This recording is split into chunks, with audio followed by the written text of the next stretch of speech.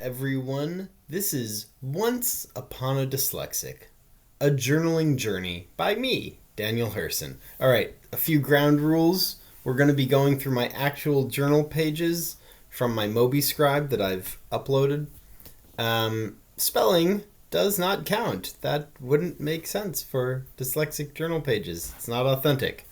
All right, so let's go through these activities. So, storytelling. Storytelling is kind of a good way to start and talk about journaling and stories, and so this is what I just kind of made organically, and here's how to read it and make it make sense. My dad used to tell stories of how a dragon named Dragon's Breath got its name. Now you go one more step out, and you have my father, the storyteller. Professionally, he would go to schools and tell stories. And then I took his story of Dragon's Breath and expanded it to the story of an entire world. I made a play out of it.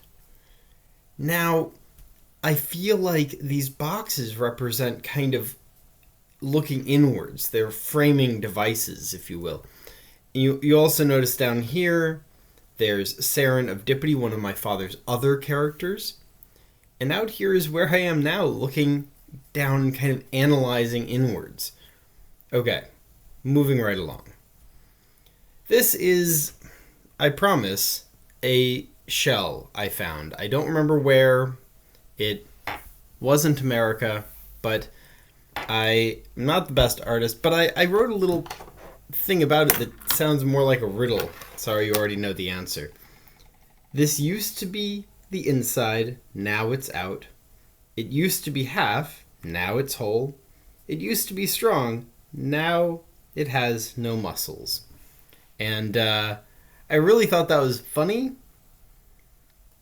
but here, I'll let you see it. The muscle isn't much better, the shell, but I didn't at least make a grid. All right, let's move on a little bit.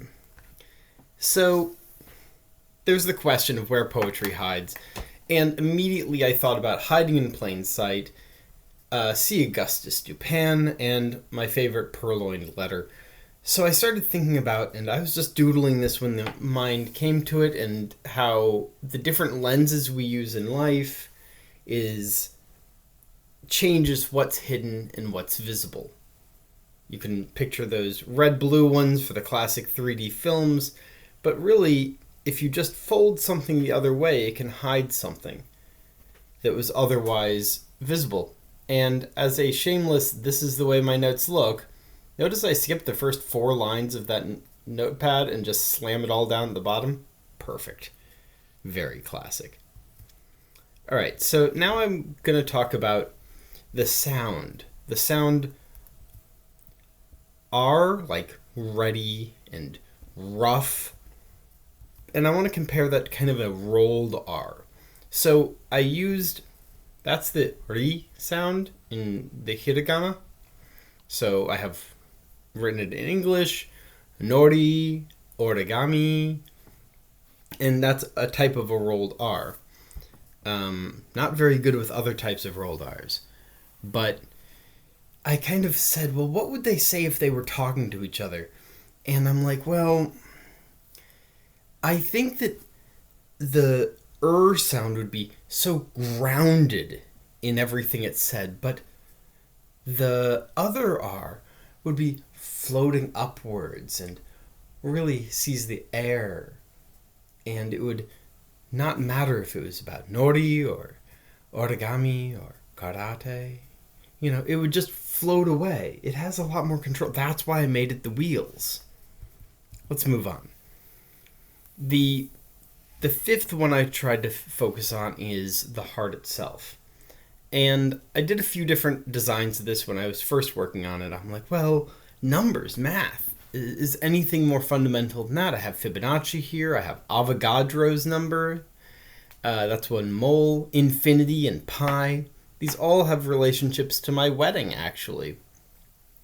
And then I said, no, it's about theater. So I made the stage and the little audience and the lobbies, the other part of the heart. And I'm like, no. Really, if there's something I love, it's food.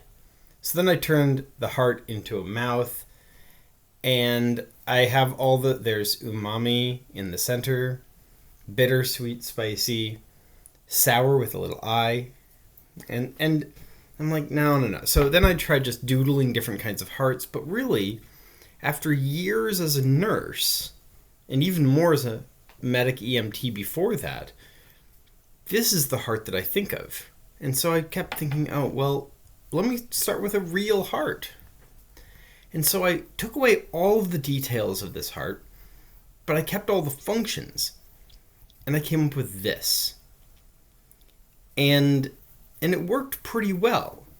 The thing that beats the heart, instead of the muscles around the left ventricle, it's the theater that's being pumped by homelessness.